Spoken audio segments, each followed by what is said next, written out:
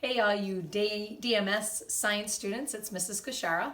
I'm going to demonstrate the pendulum lab that we're going to be doing. If you have these materials at home, please do these at home. But if not, I'm going to run through this for you.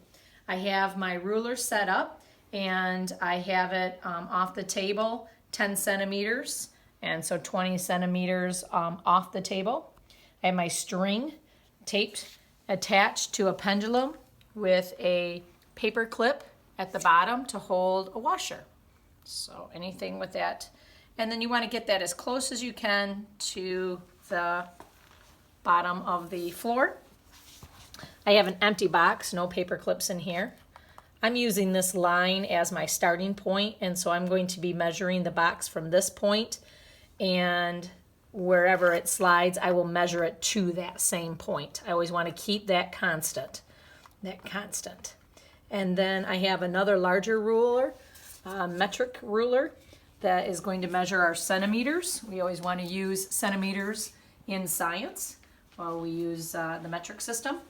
And I have another ruler that is going to measure the height. So that is going to be my independent variable. I'm going to change the height of how far I bring the washer back, and then we're going to let go, and our dependent variable is going to be how far this box is going to move. Now, with any good scientist, we want to make sure that we do multiple trials of the same one. So I'm going to change the height 3 times, but each time that I do change it, I'm going to do 3 trials.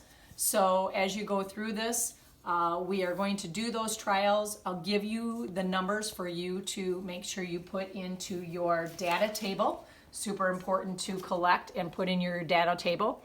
So here are the trial ones, 1, 2, 3, and then you're going to find the average of them. You're going to add those up together and divide by 3 to find the mean average. And we're going to then change the height again, do that 3 times, and change it another time and do that 3 times. So we're going to test that out right now. So I think I'm going to try, get my ruler set up. We're going to use the centimeters here. And I think I'm going to start off at a 10 centimeter distant height each time. 10 centimeter distant height. And so I'm going to start there, and I'm just going to simply let go of it, and we'll see how far the box moves. All right, and so I'm going to measure it right here where it stopped, and that looks to be 34 centimeters. 34 centimeters where that stopped. Write that down. Let's try that again. Make sure that we have our constants the same. Same amount of measurement, same height, 10 centimeter height. And we're going to let go of it. Make sure it's right in the center. So I'm going to measure where that end, kind of turn right here. And it looks to be 34 centimeters. 34 centimeters. Make sure that stays constant. And let's try a 3rd time. At 10 centimeters. It's going to be my height. And whoop! That one went wackadoo. And that is at a 23 centimeter. 23 centimeter. All right. Now I want to change the height of the pendulum. And we're going to go, instead of 10 centimeters, let's try 20 centimeters. So bring that pendulum back to 20 centimeters. Are we ready?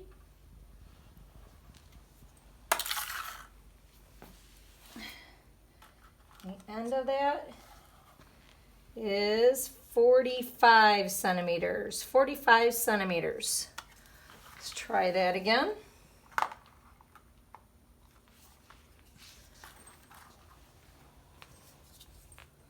Let's bring that to 20 centimeters.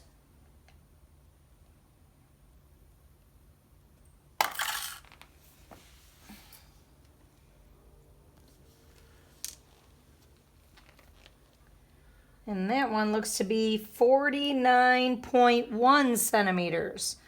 49.1 centimeters. Let's try it again. 20 centimeters, third time around.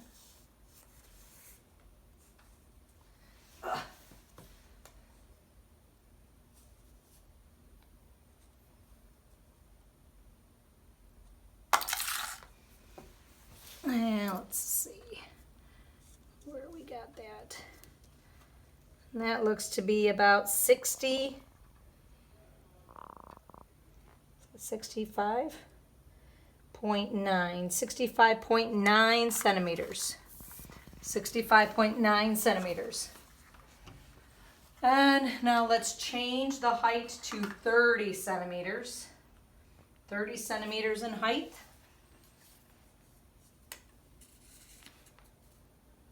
Right up here.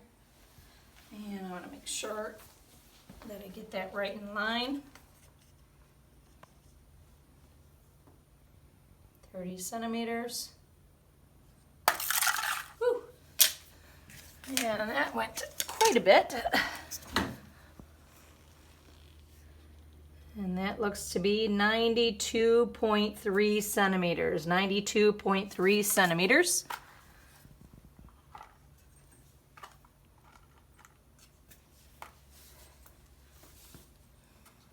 Make sure we keep our constants constant. 30 centimeters.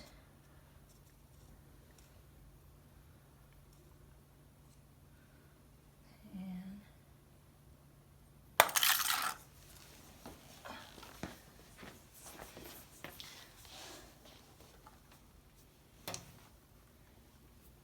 78.2 centimeters. 78.2 centimeters.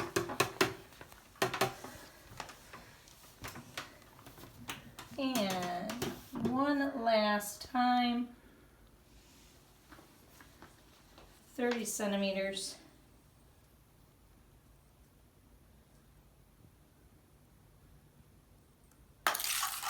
Woo! This one went quite a bit. So we definitely are at 100. Oh boy, let's see. We want to get another ruler.